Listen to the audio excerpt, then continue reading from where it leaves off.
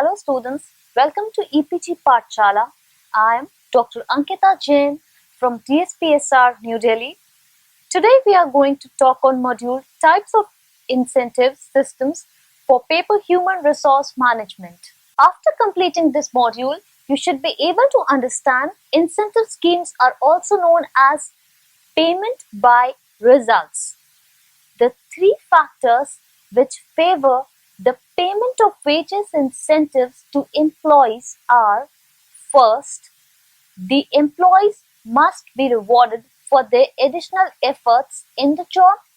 Second, the payment of facilities, the earnings of the higher wages as an inducement for additional efforts.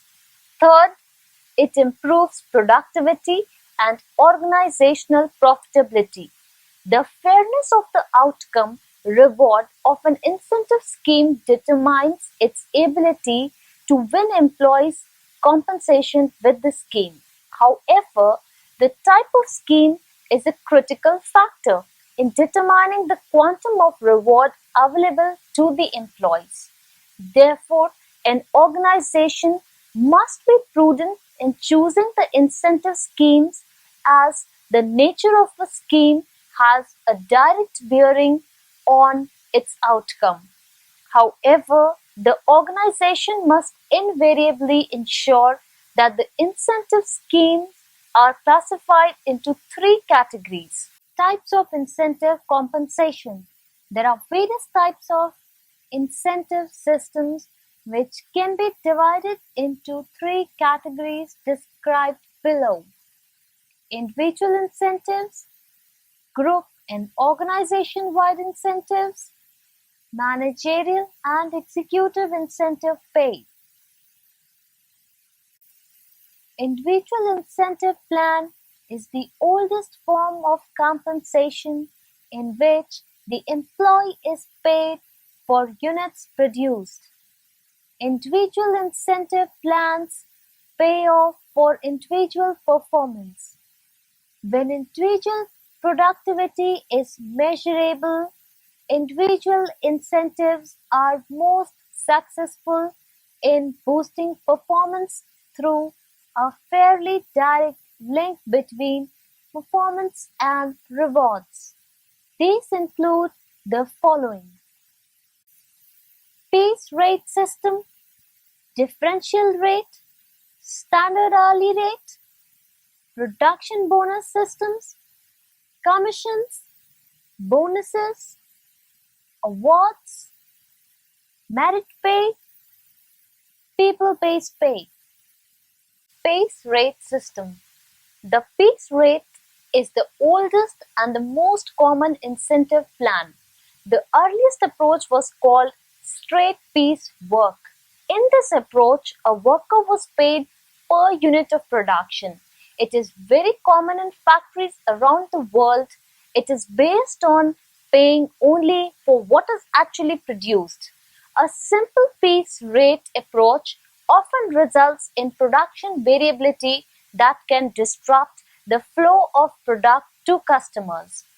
Piece rate system is easy to understand. It is useful in labor incentive industries. The prerequisites for the implementation of this scheme are: first, the skill level required in production must be similar. Second, production should be expressible in units or numbers. Third, production stoppages for which the employee is not responsible should not be compensated adequately. The formula for computing the earning is: wage earning is equals to number of units produced into the piece rate per unit. Differential rate.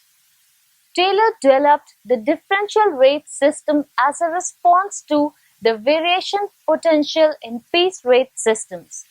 Taylor's differential rate had two piece rates, one for performing below standard and a higher rate for meeting or exceeding the standard, thus encouraging workers to at least meet the standard. However, the major limitations of the differential piece rate system are: first, it may be difficult to set accurate and agreeable standard of production. Second, this method may result in the employees cutting corners in their bid to produce faster. Third, it may create tension and rivalry between slow and the fast performance. Fourth, the employees may complain of unfairness in the standard setting when they are not able to achieve it. Standard hourly rates. Standard hourly rates differ from piece rate systems is that the production standard is expressed in time units. Using job analysis, the standard time for given task is established and the organization sets a fairly hourly wage rate. The standard rate for any task is the wage rate times standard. In some standard hourly plans, the rates varies with output. Production bonus systems. Under these systems, an employee is paid an hourly rate plus a bonus when the employee exceeds the standard. The bonus usually equal approximately 50% of labor savings. It is also called time saving bonus. In Japan, all employees receive semi-annual production bonuses in December and June. Commissions. This incentive plan is usually found in sales job. This reward system allows the salesperson to receive a percentage of his gross receipt. Example, 5% of all sales. About 75% of the salespeople work on a commission paid is typically a percentage of the price of the item. Sometimes a salesman is paid small salary and a commission or bonus when he exceeds the budgeted sales goals. Merits. Commission payments very clear link between pay and worker performance. Commission plans are easy to administer. They justify between there is no subjective elements and rewards are purely a function of performance. Commissions provide sufficient incentives without adding too much to product cost. Because commission can be highly variable over time, some firms protect salespeople from low sales periods by using a dropless commission system. Bonuses. To give bonus is a popular trend in compensation. It is one-time lump sum payment given for meeting a performance goal. Bonuses can be based on objective goal attainment or a subjective rating. In some organizations, all employees share in the bonus awards if organizational goals are met, whereas in others, the size of the bonus is tied to each individual's performance. Bonuses also can be based on individual or group-based measures. Merits. Bonuses involve lower risk to the employer because the employer does not make a permanent financial commitment. Bonus can be offered for a valuable cost-saving suggestion. Thus, it promotes creativity.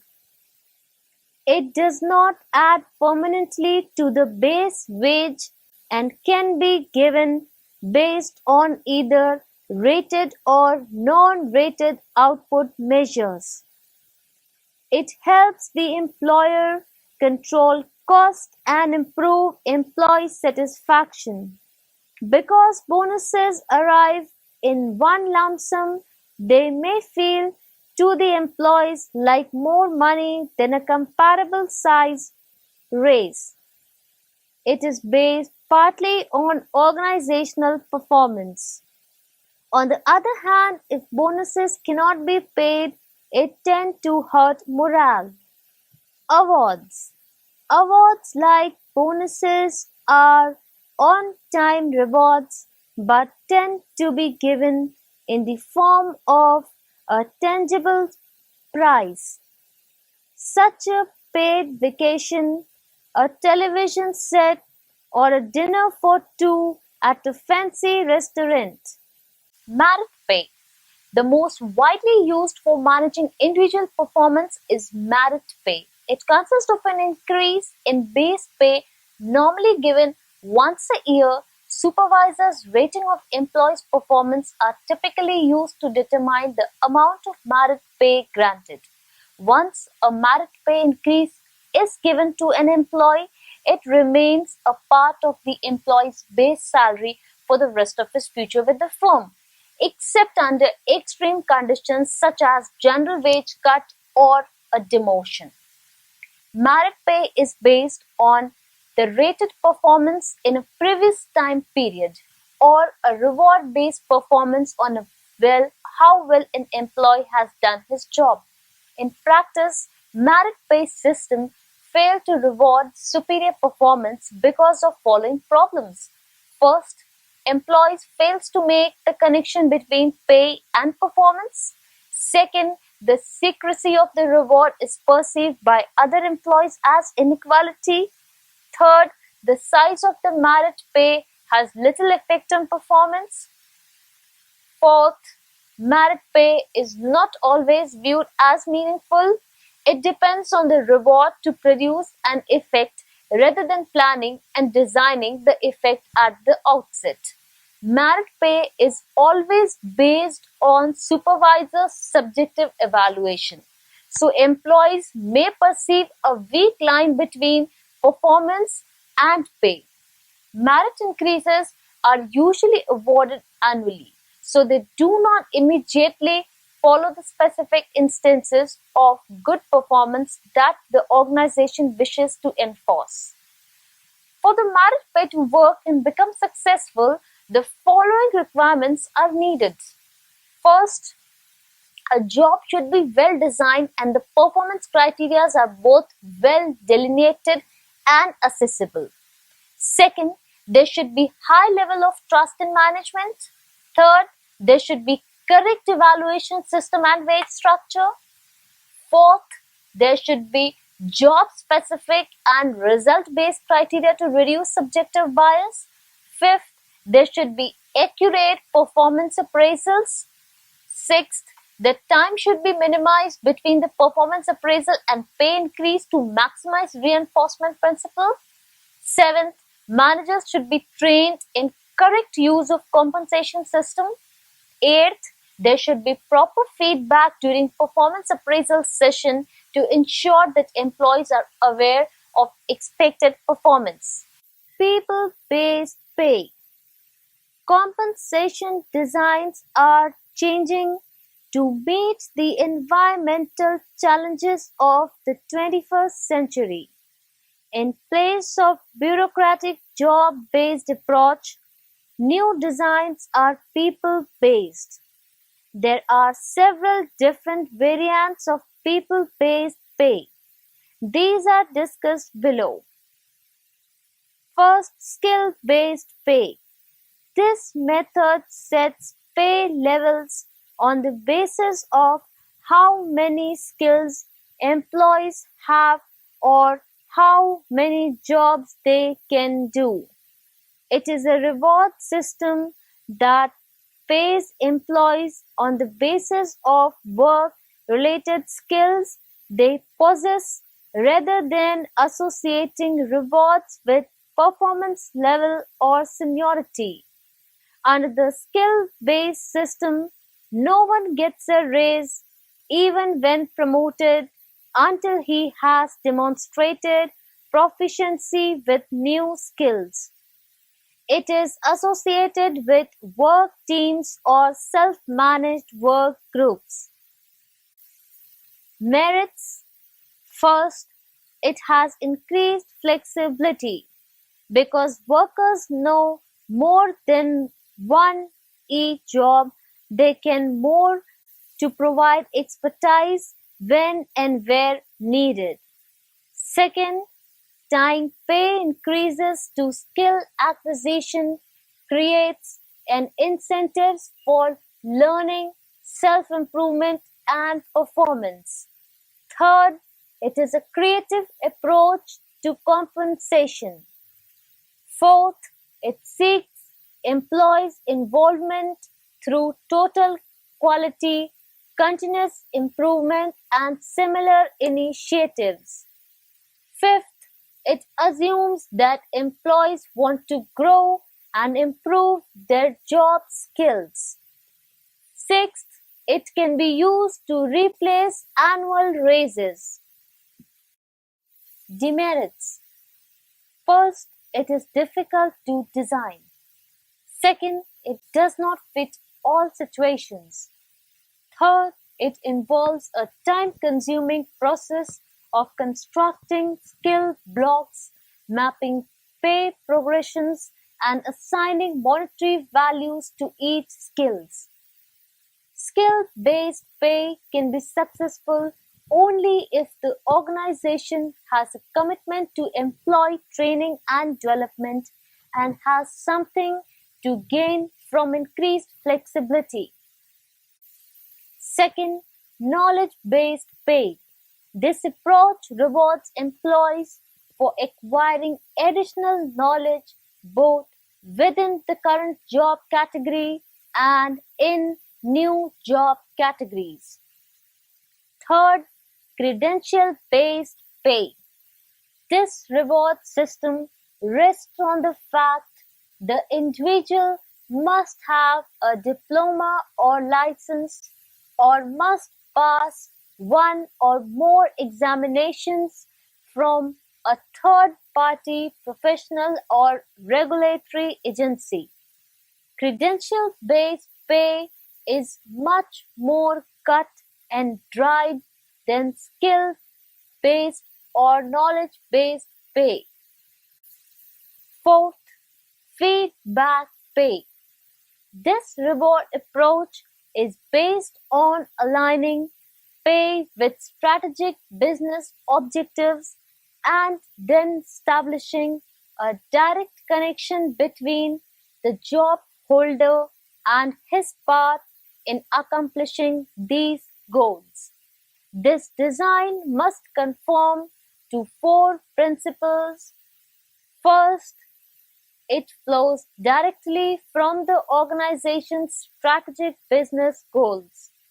Second, it directly links employees' actions to these goals. Third, it provides sufficient opportunities for rewards to hold employees' attention. And fourth, it is timely. This method replaces job descriptions with mission statement as a means of directing employees. Fifth, competency-based pay. It is actually a combination of skill-based pay, knowledge-based pay, and credential-based pay. It is often applied to highly educated knowledge workers. In addition to skills, knowledge, and credentials, competency-based pay includes cognitive or subjective measures not usually considered in evaluating a job. Advantages of individual incentive plans. First, performance that is rewarded is likely to be repeated. Second, individuals are goal-oriented and financial incentives can shape an individual's goals over time. Third, assessing the performance of each employee individually helps the firm achieve individual equity. Fourth, individual-based plans fit in with an individualistic culture. Fifth, they are widespread in practice. Disadvantages of individual incentive plans. First, these create dysfunctional competition and destroy cooperation among peers.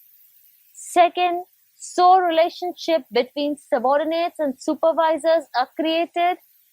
Third, individual pay plans may work against achieving quality goals. Fourth, many employees do not believe that pay and performance are linked. And fifth, because many managers believe that below average raises are demoralizing to employees and discourage better performance, they tend to equalize the percentage increase among employees regardless of individual performance. This, of course, defeats the very purpose of an incentive plan. Sixth, individuals create inflated perception of their own work while deflating the work of others. Seventh, workers are encouraged to cut corners. This will affect quality and safety. Conditions under which individual incentive plans are most likely to succeed. Individual incentive work best first where clear performance objectives can be set and where tasks are independent. Second, when the contribution of individual employees can be accurately isolated. Third, when the job demands autonomy. Fourth, when cooperation is less critical to successful performance. Fifth, when competition is to be encouraged. Sixth, when the supervisor reinforces and supports the system. Seventh, when quality of work is not specially important. Eighth, when most delays in work are under the employee's control. Group and organization-wide incentives. These incentives are shared by all members of the organization. In group incentives, two or more employees can be paid for their combined performance. Group incentives make the most sense where employees' tasks are interdependent and thus require cooperation. The goal of organization-wide incentives is to direct the efforts of all employees towards achieving overall organizational effectiveness. Some major types of group-based and organization-wide incentives are: first, profit sharing; second, gain sharing; third, employee stock option plan; and fourth, suggestion system. Profit sharing. Profit sharing has received a considerable boost in recent years. Many companies adopting profit sharing plan as a means of promoting greater productivity to meet world competition. Profit sharing seeks to promote a culture of ownership. It develops a sense of belongingness, cooperation, and teamwork among all employees. Edwin Flippo writes, employee profit sharing plan constitute one of the more glamorous forms of monetary compensation used in business. Profit sharing is a method of industrial remuneration under which an employer undertakes to pay his employees a share in the annual net profits of the enterprise. This share is in addition to regular wages. It is paid on the compliance with certain service conditions and qualifications. Objectives: first, to increase productivity; second, to effect an increase in productive efficiency through reducing cost and increasing output; third, to improve employee morale and to reduce the labor management strife; fourth, to provide for employee security in the event of death, retirement, or disability. Fifth, to constitute a mechanism of employee economic education. Sixth, to reduce turnover. Seventh, to improve public relations. Eighth, to maintain peace and harmony between labor and employer. Ninth, to recognize their right for sharing the prosperity of the concern. 10th, to create congenial atmosphere inside the organization in which workers feel as partners rather than employers, to supplement workers' earnings. 12th, to increase the interdependence of labor, management, capital. Employee earnings would adjust quickly to changes in business conditions. 13th, to increase awareness and interest in performance of the organization. 14th, to encourage long-term commitment and loyalty of the company. And 15th, to attract and retain employees. Types of profit sharing plans. First, cash payment plan. Under this plan, benefits are distributed among participants in cash at least once each year. This is the most popular. The firm simply distributes a percentage of profit, usually 15% to 20%, as profit shares to employees at regular intervals. Second, deferred payment plan. Under this plan, the employee's share of profits is held in trust for him to be paid either in installments or as retirement benefits. If the employee is dismissed, the investment amount reverts to him, and in event of his death, it is paid to his right department. Third, combination payment plan. It is a combination of the cash and deferred payment plans. It enables the employee to get some immediate benefits and also to put away something for the future. Gain sharing is becoming a popular approach to motivate higher levels of group productivity. Gain sharing plans generally are based on the assumption that better cooperation among workers and between workers and managers will result in greater effectiveness. Gain sharing is a type of group incentive in which a portion of the gains the organization realizes from group effort is shared with the group. Many organizations are seeking productivity and quality improvement through gain sharing plans. It is a plant-wide pay-for-performance program in which a portion of company's cost saving is returned to workers, usually in the form of a lump sum bonus. Many companies use employee stock option plans to compensate, retain, and attract employees. These plans are contracts between a company and its employees that gives employees the right to buy a specific number of the company's shares at a fixed price within a certain period of time.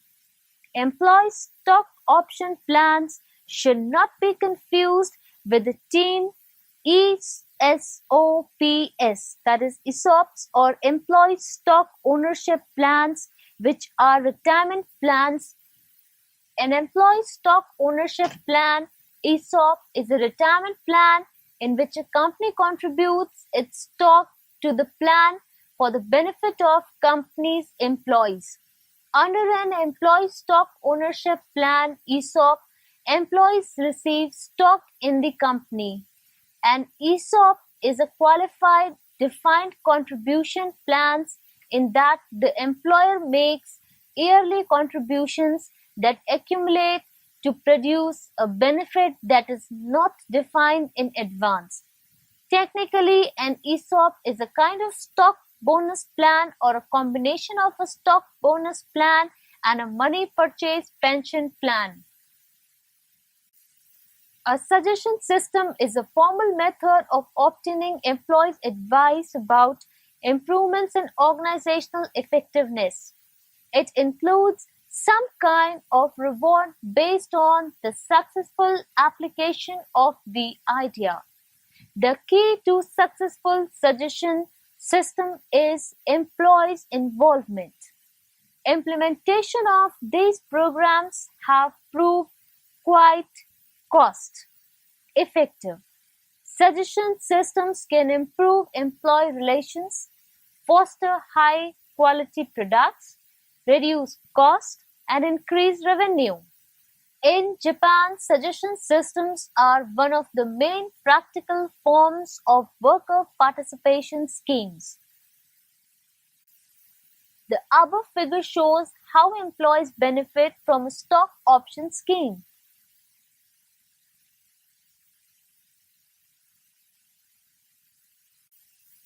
Managerial and executive incentive pay.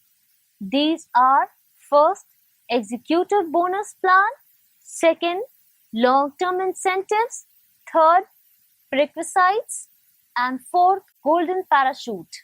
So students, now let's summarize what we have learned in this module.